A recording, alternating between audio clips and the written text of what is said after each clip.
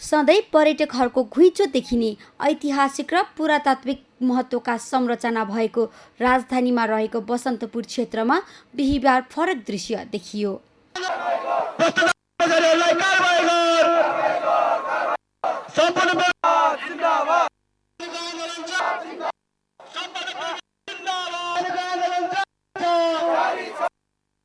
काठमाडौँ महानगरपालिका र हनुमान ढोका दरबार सङ्ग्रहालय विकास समितिले विश्व सम्पदा सूचीमा सूचीकृत बसन्तपुर क्षेत्र सञ्चालन गर्न प्राइभेट कम्पनीसँग सम्झौता गरेको भन्दै स्थानीयले विरोध गरिरहेका छन्।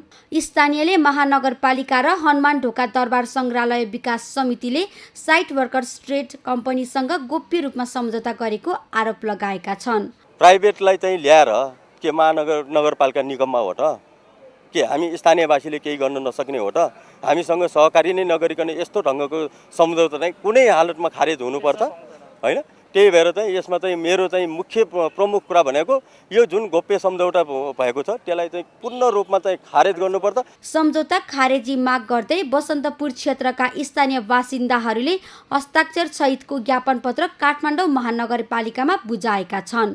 तर ज्ञापनका बावजुद महानगरपालिकाले वार्ताका लागि चासो नदेखाएको स्थानीयको आरोप छ। महानगरपालिका र दरबार सङ्ग्रहालय विकास समितिका पदाधिकारीले आफ्नो स्वार्थका लागि बसन्तपुर क्षेत्र प्राइभेट कम्पनीलाई सुम्पिएको स्थानीयको आरोप छ। यो सम्पदाको हामी सबैको सम्पत्ति हो अथवा काठमाडौँ दरबार स्क्वायर भनेको त झन् सम्पदामा सूचीकृत चिज हो। यो कसैको व्यक्तिगत कुरा होइन। त्यसकारण प्राइभेटलाई आफ्नो मनोमानी गर्नलाई दिने पक्षमा हामी छैनौँ। उसको एकलौती हस्ताक्षर गरेर सुम्पिएको छन्।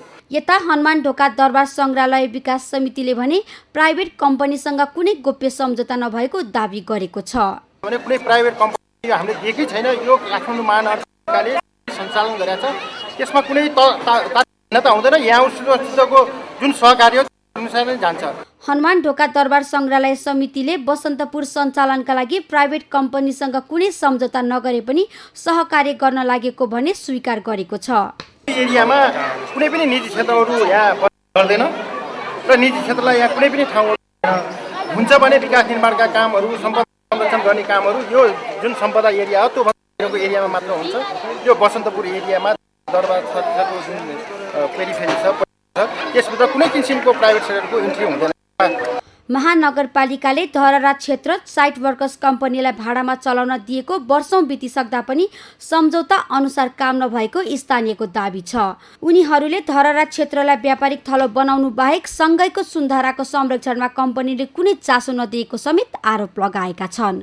सम्पदा संरक्षण सङ्घर्ष समिति र बसन्तपुर क्षेत्रका बासिन्दाले साइट वर्कर्स कम्पनीसँग गरेको सम्झौता खारेज नभए आन्दोलन कडा बनाउने चेतावनी दिएका छन्। सगरमाथा टेलिभिजनका लागि क्यामेरामा सुरज प्रधानका साथ त्रिगुडा भट्टराई, काठमाडौँ।